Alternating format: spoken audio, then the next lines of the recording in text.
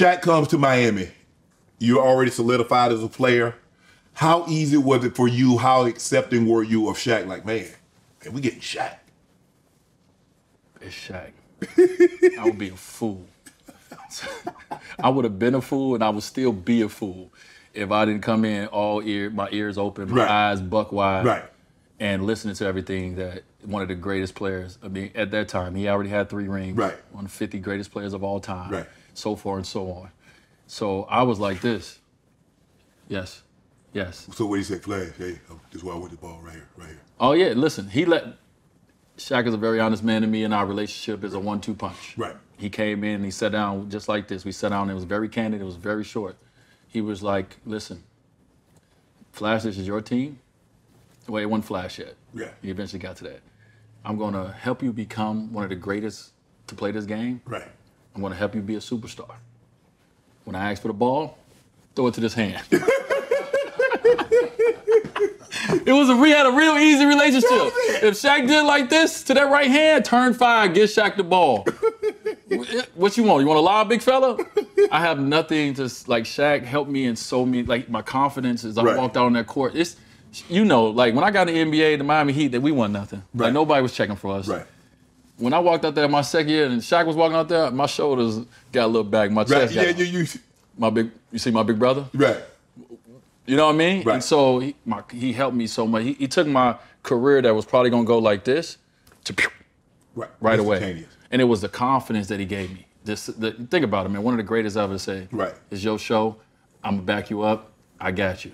In everything. Man, I'm looking at you in your 3rd season, you lead the Heat to the championship. You're the finals MVP. And y'all win 4 straight. You go 42, 36, 43, 36. That's a bad boy. 42, 36, 42 in game 3, 36 in game 4, 43 in game 5, 36 in game 6. The haters gonna say I shot 20 free throws. Yeah. They count them points. Them points. You were attacking the basket. You were attacking fool back then. Well, I wasn't a jump shooting fool, I'll tell you that. I was gonna get him one way or the other. So what's going through your mind? Because at one game, I don't know if it was game 3. Game 3, you guys were down. And I remember you saying, like, man, I ain't going out like this. No, we ain't going out like this. No, that ain't about to happen. No, first of all, one thing we all want where we come from, we want some stripes in the hood. Yeah, exactly. Back at the crib, I need my stripes. Right. I'm sitting there and I'm like, we ain't about to get beat like this. I know everybody back in Chicago, everybody I know they watching this game. Right. And I was threw that towel down, I was just thinking of everything. I'm like, nah, I ain't going out like this. If I'm gonna go out, I'm about to go out. Letting these things fly. This ball about to go up, baby. I'm gonna tell you that. And then they start going in. But just the mentality to say, you know what, we here. I don't know because I'm young, so I don't know if this is gonna happen again. I'm not even thinking that way. But what I do know is if we go down 3-0, it's probably over. It's probably over. And so when we came out of that huddle, down 13, at the crib, I was like, well, all right, young fella, all the things you told yourself, if you get this opportunity, Flash, all these cool nicknames, it's time to do it. Did you know you was gonna have that type of night going into the game? Because sometimes you can tell, like, man, the way shoot around and warm up, I felt really good. So you kind of get a feeling that something special might happen. Well, so a lot of people, I mean, doesn't make it like it doesn't make me a hero or heroic at all. But I was sick I was sick in the round before. And so once we got to the first 2 games versus Dallas, I was still sick. We got our butt beat. But if you watch my numbers, I had like 25, 29, like I was in that range. Maybe not high percentage, but I was in that range. And I was like out there figuring things out. I was like, okay, this is where I can tag, this is where I can get my spots, so forth and so on. So by the time we got to game 3, now we're at home. Confidence is a little bit more. I'm feeling better physically. And so once I got to that moment, like I was able to kind of pick the game apart because I've already had a doses of 2 other games of how y'all guarded me in the 4th. And so now it was about me just changing my mindset and not doing the same thing. And so maybe I attacked a little different. Maybe I attacked a little sooner. All these things started changing as the series went on. And so it really is a boxing match. And they did us like this the first 2 games. They kept us at like this. And then at game 3, they were hitting us. And so I had to kind of change my disposition. I had the Floyd Mayweather on them. I had to go a different shoulder, boom, and kind of trying to change it up. And then we got a couple calls, we got a couple shots to fall, changed the entire series. Were you surprised that the Lakers traded Shaq to Miami? Yeah. Because I didn't really, like, it wasn't social media. I didn't really know about the beef. Right. The internal beef that people talk about. I still don't know. Right. Shaq and I didn't talk a lot about that. That wasn't our relationship. And so he didn't. So when he got there, he like, man, F them Lakers, F this, F that. He wanted another ring. Right. But he wanted to be first. Yeah, no, he was not. It wasn't no secret. Kobe can't get a ring before me. Right. It wasn't no secret in Miami. We all knew. Like, I remember we were 16 games into the first season. Right. Miami Heat 10-6. Los Angeles Lakers maybe either 10-6 or 9-7. Fact check me. We had a meeting led by Shaq. He went the fuck off because we had the same record as the Lakers at that time. You know what we did? What? We went on a 12-game winning streak. We lost 1 or 2. We went on a 10-game winning streak. And we ended up having the best record in the league for a long time. But, like, he didn't want to be at the same pace as the Lakers. He didn't come here to be average. Right. And so, like, he demanded something out of us that that pushed us to help us win that championship. Right. Yeah. So how excited was he to get that ring before Kobe? You heard his diss track? Did he have a diss record that came out? He did. So there you go. Let's go back and look at the lyrics of the diss track. You got compared with, because when he came there, there's like, D Wade about to be the next Kobe. Yeah, man. I ain't like that. You ain't like that? Oh. Why would I like that? I don't want that. Like, you Kobe? Don't want that pressure, you didn't want that. I ain't want that smoke. Kobe had 3 rings at this time. He's 24 years old? Yeah. He got 3 rings. Like, I play the way I play because I watched Jordan, Iverson, and Kobe. Right. Now you're talking about, don't put me there yet. I'm 2 years in the league. Right. And so they did. And it become like I'm still a kid who's like, I secretly still want Kobe's autograph at this time. Yeah, I'm asking for the shoes in the back. You know what I'm saying? I'm secretly like, I don't even want to push up on him too much yet. I'm like, I don't know. And so as I was trying to find my footing in the league, my second in the league, they now pinning me with one of my favorite players. Right. A guy that I only played once the year before. Right. Because he was injured the second time.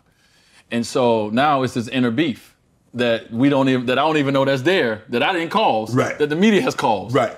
And so now we ain't talking to each other. So he coming at you hard. I'm not saying he wasn't. Right. But it's gonna be a little extra. Right. Because y'all say that he next. I'm gonna show y'all that's Kobe.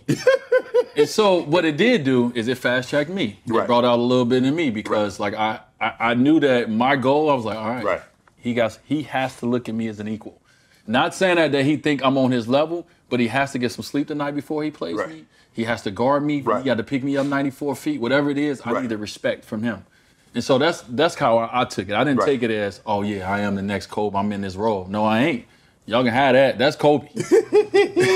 No. And so I think I built my own sidekick role, what they like to call your sidekick. I think I built my own lane of how my sidekick tenure was. I'm looking at your season in 2008, 2009. You became the only player to score 2,000 points, 500 assists, 150 steals, 100 blocks. You won the scoring title. Do you feel you should have won the MVP that season? Of course. But I also understand why LeBron won MVP. I think they won 67 games or 62 games, and he averaged roughly the same. Like, I understand it, but like as an individual player, yeah, that was my MVP year. How different would Dwyane? How different would your basketball life be if you had a regular season MVP on it? Would you look at your career any different? No, I'd just be in a few more conversations here and there. Well, right now they got you as the third best shooting guard behind Jordan and Kobe. Would you agree with that? I don't care.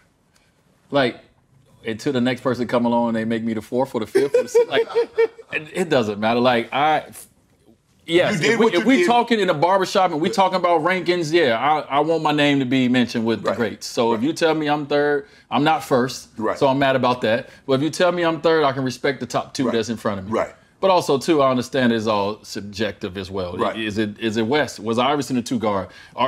Do you love James Harden's style? Do you love this? Like, I mean, what are we doing here? Right. And so for me, like, to be mentioned with the greats is all I ever wanted. To put a number on it, that number moves. Right. Maybe, I know we're thinking right now that Jordan and Kobe one is in stone, but like these numbers. They ain't gonna let nobody pass Jordan and Kobe. I don't think they're gonna let anybody pass Jordan. We not.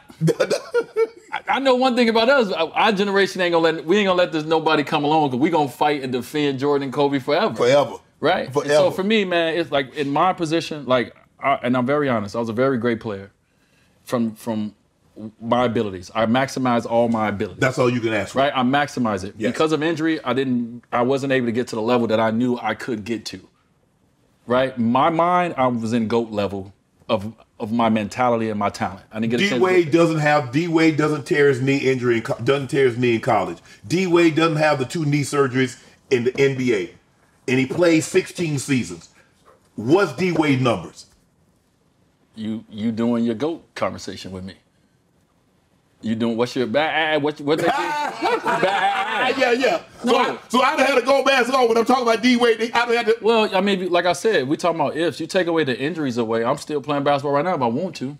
Wow. Right? Because it's the injuries and everything and the mental, right? But if I'm healthy enough, like I know how to you gotta understand something about my game multiple ways. Right. I played the game multiple ways. So even right now, even when I got older, I had another game that still was effective as an old player. So in my mind, you motherfucking right. I was one of them dudes. Like you couldn't tell me in 06, 07, 08 that I wasn't going to where I wanted to go. Right? Like why not? I'm tearing the league is it's not hard for me. I'm averaging 30 a game in the NBA. Right. And so forth and so on. And I already won a Finals MVP. I already won a championship in my 3rd year. I did that. So in my mind, I'm very confident and quietly cocky about where I'm going. Right. And then injuries start boom, boom, boom. Right. And it humbled me real quick. When did you realize that you possibly, because of the injuries, wasn't going to reach the ultimate player that you wanted to become? That you was going to have to okay, I'm a great player, but I know I had so much more in me if I didn't have this injury. I mean, as you get older, so somewhere in that Big 3 era, where you didn't look the same that 2014. That LeBron's last year. I wasn't the same. Ain't no look. I wasn't. I was getting shots before all the games. Really? Oh man, we'll do a documentary later. Okay. Like all the knee injections and the shots and all that stuff, man, to get out there and perform. Like I did a lot of those things to be able to get out there. My body felt like I got smacked by a Mack truck. Right. And that's how I was playing, right? And I was doing everything to medicate myself to be out there. Right.